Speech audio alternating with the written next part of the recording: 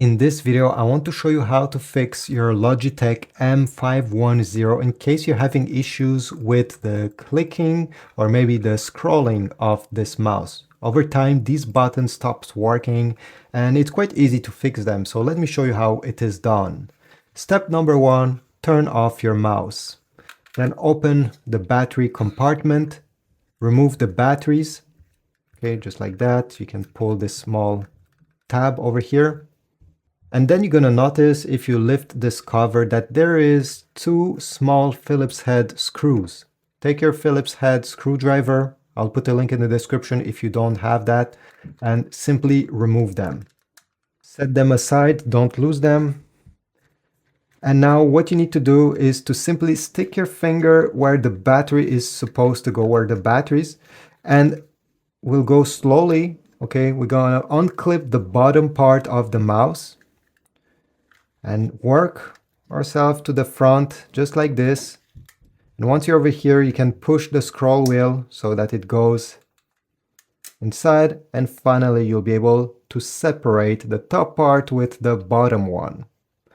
So once you have done this, set this aside, and you're going to notice over here these are your clickers, your switches, and the scroll wheel. Depending what was your issue, I always suggest you take a blower of some kind and try to blow all the big debris that may have been accumulated over time inside of the mouse. Now, if the issue was with the scroll wheel, you'll have to remove it. And if you look in the front of the mouse, you're going to take a small flathead screwdriver or anything, maybe even a knife, I think can do the job. And you're going to push the scroll wheel out of its socket.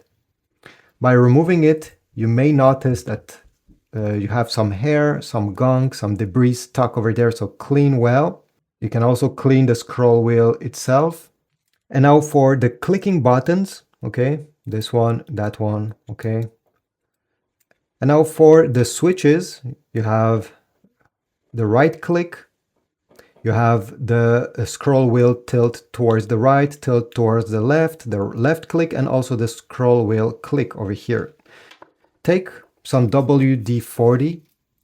Now I know that they make a special WD-40 for electronics, and if you don't have any, you can buy that one. I'll put links in the description, but the regular one worked wonder for me, so I don't see why changing.